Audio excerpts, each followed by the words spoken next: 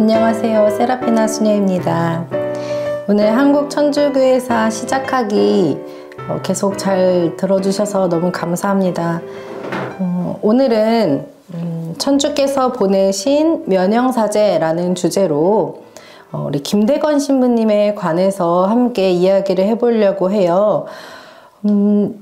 지금까지 이제 나오고 있던 영상은 이제 이렇게 대면 수업으로 신자분들하고 함께 했었는데, 사실은 그 과정에서 김대건 신부님과 병호박해에 대한 부분을 따로 빼서 부록으로 넘기고 진행을 했기 때문에 오늘 이렇게 수선탁덕 김대건 신부님이라는 주제를 따로 촬영을 하게 되었습니다.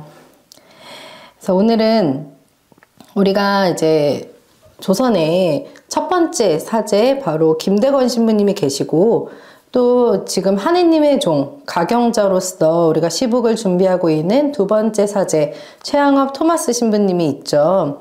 그래서 이제 천주께서 보내신 면형사제라는 내용으로 이 두 분의 신부님을 만나보려고 합니다. 먼저 이제 병호박해의 흐름에 따라서 김대건 신부님을 이제 오늘 함께 이야기를 나눠보도록 할게요. 네, 보시면 수선탁덕 성 김대건 안드레아 신부인데요. 이 수선탁덕이라는 단어를 많이 들어보셨을 거예요. 이게 이제 한문인데요. 이 내용이 무슨 뜻이냐면은 수선 하면은 가장 먼저라는 뜻이고, 탁덕은 사실은 중국식 표현인데 천주교회의 사제라는 뜻입니다. 그래서 수선탁덕이라고 하면은 빼어나게 앞선 훌륭한 사제, 그리고 또는 첫 번째 사제, 덕을 행하도록 먼저 나아가고 있는 그런 사제를 뜻합니다. 그래서 우리 성 김대건 안드레아 신부님을 수선탁덕이라고 합니다. 조금 시간은 지나긴 했는데요. 1821년생이셔서 2년 전에 200주년 기념 행사를 했었죠. 희년을 준비하면서.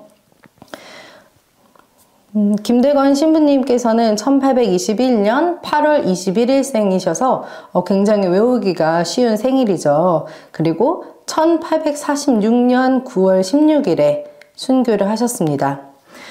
이제 김대건 신부님이 태어나신 그 뿌리부터 우리가 함께 보도록 할게요. 여기 보면은 성녀 김대레사, 복자 김진우 비호, 성 김재준 이녀시오, 복자 김종한 안드레아가 있습니다. 바로 김대건 신부님의 가족들인데요. 김대건 신부님은 이런 신앙의 집안, 순교자 집안에서 신앙을 배우고 실천하면서 성장할 수가 있었는데요. 이 김대건 신부님 집안을 보면은 이제 증조부 김진우 비호 때부터 신앙생활을 했던 것을 볼 수가 있습니다. 그런데 김진우 비호가 먼저 이렇게 신앙을 받아들인 것은 아니고요. 김진우 비호의 아들, 이제 김종현, 김택현, 김한현, 김희연이 있는데, 그 중에 맏아들인 김종현이 가장 먼저 입교를 했습니다. 바로 내포의 사도 이존창 루도비코 곤자가로부터 권유를 받아서 이제 입교를 하게 되었고, 이 김종현의 권유로 형제들이 다 신앙을 받아들이게 되었습니다. 사실 김진우 비호는 제일 마지막까지 신앙을 받아들이지 않다가 이제 아들들의 권유로 인해서 결국에는 신앙을 받아들이게 되었어요. 그리고 이 받아들인 신앙을 굉장히 열심히 실천적으로 사신 끝에 순교에 이르게 되셨는데요. 그래서 현재 이제 124위 복자품에 계시는 김진우 비호는 1814년 해미에서 옥사를 했고, 복자 김종한 안드레아는 이제 김대건 신부님의 작은 할아버지인데요. 종조부. 그래서 대구에서 1815년에 순교를 하셨습니다. 그리고 성녀 김대레사는 김대건 신부님의 이제 당고모가 되시고, 부친인 김재준 이니아시오 역시 순교를 하셨죠. 이런 순교자 집안에서 김대건 신부님이 1821년 8월 21일 솔메에서 태어나셨습니다. 그리고 이제 김진우 비호 그리고 김종원 안드레아가 모두 순교한 후에 이제 김대건 신부님의 할아버지인 김택현은 박해를 피해서 가족들을 데리고 이사를 하게 되었는데요. 먼저 이사한 곳은 서울 청파동이었어요. 그리고 이제 용인 한덕골과 이제 용인 한덕골을 지나서 골배마실에 정착을 하게 된 때가 1830년 이후였습니다. 이제 여기에서 용인에 있는 교우촌인데요. 이곳에서 김대건 신부님은 어린 시절을 보내면서 신앙을 키워나갈 수가 있었습니다. 그리고 김대건 신부님이 세례를 받았던 것은 1836년 4월이었는데요. 바로 가까이 있는 은희공소에 신부님이 오셔서 그곳에 가서 세례를 받았고, 그리고 모방 신부님에게 신학생으로 선발이 되었습니다. 당시에 아직 조선에 사제가 없었기 때문에 모방 신부님은 조선의 신학생을 키우기 위해서 이 소년들을 유심히 알아보고 있었어요. 그렇게 해서 1836년 2월 6일에 최항업이 먼저 선발이 되었고 1836년 3월 14일은 최방제 프란치스코, 그리고 김대건이 1836년 7월 11일에 뽑혀서 이제 서울에 모이게 되었습니다. 그래서 서울에서 모방 신부님의 지도로 외국어, 신학 등을 공부를 하기 시작을 했어요. 그리고 1836년 12월에 드디어 마카오로 이제 신학 공부를 하러 떠나게 되었습니다. 당시 이제 마카오에는 1732년부터 파리해방 전교회의 극동 대표부가 설치가 되어 있었어요. 이곳은 마카오는 그때 당시에는 말하자면 국제 도시였는데요. 마카오 교구는 포르투갈 선교 보호권 안에 있었고, 이곳 마카오에 있는 극동 대표부에 파리해방 전교회의 조선 신학교를 개설을 하게 되었던 것입니다. 그래서 이곳에 이 3명의 신학생이 가게 되었어요. 이렇게 선발된 3명의 신학생은 1836년 12월에 출발을 하게 되었는데요. 출발하기 전에 신학교 교장에게 순명을 하고 또 앞으로 조선의 신부님이 되어서 열심히 봉사하겠다는 서약을 하게 되었습니다. 그래서 1836년 12월 3일에 마카오 극동 대표부장 르그레주아 신부에게 모방 신부님이 보낸 편지에 보면은 이러한 내용이 있습니다. 네, 여기에 이제 이 3 신학생이 서명을 한 서약서를 함께 보냈는데요. 이렇게 적혀 있죠. 아래 서명한 파리해방 전교회원, 조선의 선교사이고 조선 포교지의 장상인 모방은 경기도 남양 출신의 최야구보와 황안나의 아들 최프란치스코, 충청도 홍주 다리골 출신의 최토마스, 충청도 면천 솔매 출신의 김안드레아로부터 규정의 이 서약을 1836년 12월 3일 성서에 손을 얹고 예수 그리스도의 십자가 앞에서 받았습니다. 모방 조선 선교사. 네. 이렇게 서약을 한 뒤에 3 신학생은 드디어 마카오로 떠나게 되었는데요. 사실은 지금처럼 쉽게 비행기를 타고 갈 수 있는 곳이 아니죠. 당연히 걸어서 가야만 했습니다. 그래서 한양에서부터 변문, 그리고 변문에서 또 마카오까지 이렇게 걸어서 이동을 해야만 했는데요. 이때 모방 신부님은 이 여행길에 있어서 여러 가지를 조금 더 고려하고 계셨습니다.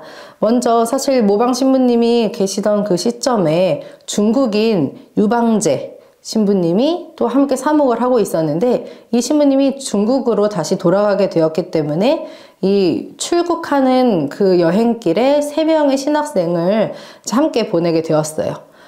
그래서 유방제 신부가 출국하는 것, 그리고 새소년이 유학길을 시작하는 것, 그리고 변문에서 샤스탕 신부님이 입국하도록 하는 것, 이러한 목적이 있었습니다. 그래서 이 여행길에 우리가 잘 알고 있는 정하상 바오로, 조신철 가롤로, 그리고 이광렬 요한이 함께 떠나게 되었습니다. 그래서 이 여행이 시작이 되면서 사실은 굉장히 걱정이 많았어요. 국경을 넘어간다는 것이 쉬운 문제는 아니었기 때문인데요. 또 하필이면은 출발하기 전날 포졸들이 행인들을 이렇게 검문하고 있다는 불안한 소식을 듣게 되었습니다. 그래서 이 길을 안내하는 안내자들도 이렇게 가다가 걸릴까봐, 그렇게 해서 체포가 될까봐 굉장히 걱정을 많이 하고 있었어요. 하지만 모방 신부님은 지금 이때를 놓치게 되면은 또 언제 보낼 수 있을지 모르겠고, 그래서 충분한 기도를 통해서 이 불안한 길 안내자들의 이 불안함을 좀 잠재우고자 노력을 많이 하셨습니다. 그래서 르그레즈와 신부님에게 보낸 편지를 이렇게 참고해 보면은, 모방 신부님께서 이 겁을 먹은 사람들을 안심시키려고 노력을 하셨고, 그래서 당신이 날마다 미사를 드리면서 기도하겠다고 그렇게 약속까지 하셨습니다. 그렇게 해서 이 유방재 신부님과 정하상, 조신철, 이광렬, 그리고 세 신학생은 영하 10도에서 30도에 이르는 그 혹한에 450여 킬로미터의 여정을 시작하게 되었습니다. 그렇게 변문까지 가서 샤스탕 신부님을 만날 수가 있었는데요. 이제 이곳에서 세 신학생은 계속해서 마카오까지 가게 되고, 정하상, 조신철, 이광렬은 샤스탕 신부님을 모시고 다시 조선으로 향하게 되었습니다. 이곳에서 이렇게 헤어지게 되었는데요. 이 세 신학생은 다시 변문에서부터 이 마카오까지, 여기 이제 지도를 보시면은 이러한 루트를 쭉 걸어서 이동을 했습니다. 그렇게 해서 1837년 6월 7일이 돼서야 이제 마카오에 도착할 수가 있었어요. 사실은 이 루트를 보면은 한양에서 이제 심양까지는 이러한 루트로 갔다는 것이 충분히 확인이 되는데, 심양에서 마카오에 이르는 그 루트가 정확히 어느 루트인지는 사실 알 수는 없습니다. 다만 이제 선교사들의 서한이나 기록을 통해서 추정을 하고 있는데요. 이러한 긴 여정을 통해서 마카오까지 도착한 3명의 신학생들, 이 바라탱 신부님이 파리 지도자들에게 보낸 편지를 참고해 보면은 이 3명의 신학생이 6월 7일에 도착했다는 것을 볼 수가 있습니다. 그들은, 이 세 신학생은 모방 신부님의 다른 편지도 가지고 왔는데요.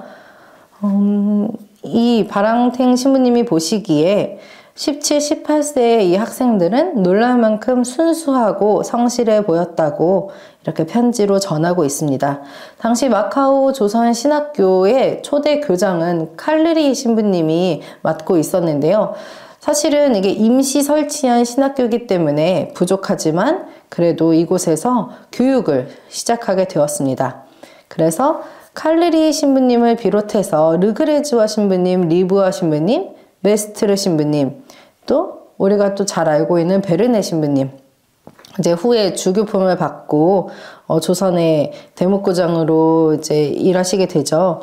이러한 신부님들에게 새 신학생은 라틴어와 성가, 교리, 프랑스어, 철학, 신학 등을 이렇게 배우게 되었습니다.